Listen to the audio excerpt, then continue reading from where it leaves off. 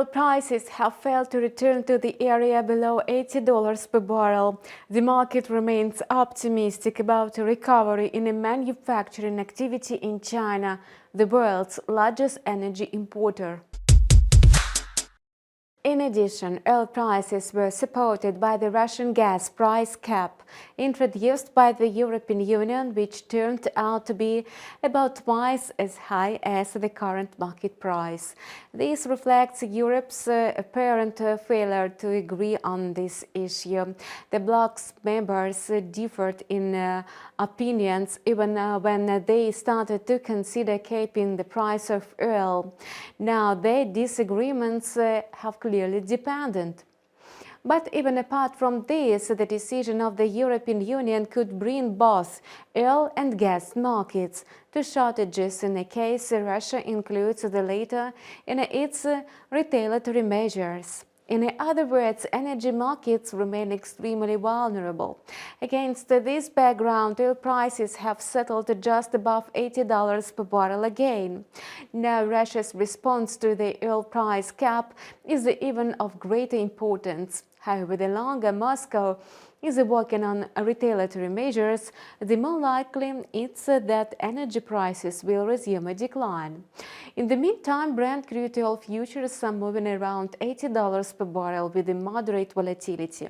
In this situation, it would be a wise decision to wait for the price to break through one of the control levels, 78.28 in the case of a downward scenario, and 83.20 in the event of an upward movement.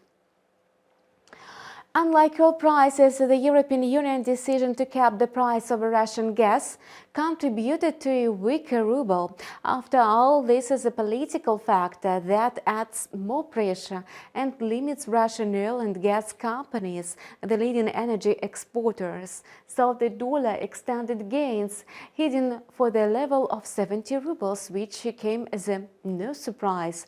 Most likely, the Kremlin will finally announce retaliatory measures regarding both oil and gas in the near future. Apparently, a delay in the response was largely due to expectations of a gas price cap. Analysts are confident that as soon as Russia takes auction, the market will see gradual reversal, with the dollar heading towards 60 rubles. From a technical point of view, the dollar is trading upwards against the ruble, given that the first and second control levels at 65 and 67.50 have been passed. Bulls are now seeking to regain control of the 70 mark. If the price consolidates above this level on the daily chart, there will be a major shift in the market sentiment. Notably, the ruble has lost over 13% since early December. Thus, a signal may come that the asset is technically oversold. Gold is currently trying to stabilize around $2,790 per troy ounce. If there is no news affecting the yellow metal within the next couple of days, the market will enter this year just around the current levels. Despite a fairly wide range limited by the levels of $1,775 and $1,825, the quote is almost standing still. The current stagnation may well serve as an accumulation process, which in turn will help the asset gain momentum and get out of the range. Thus, the best trading tactic is to wait for the price to break through one or another range boundary, at least on the forward chart.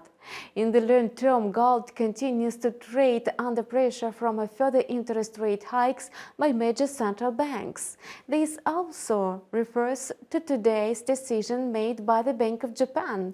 The regulator said it would allow the yield on its 10-year bonds to move in a range of a plus or minus 0.50%. broadening the band from a 0.25%. And this has already led to an increase in demand for Japanese bonds, which in turn will inevitably cause redistribution of a capital between various safe haven assets.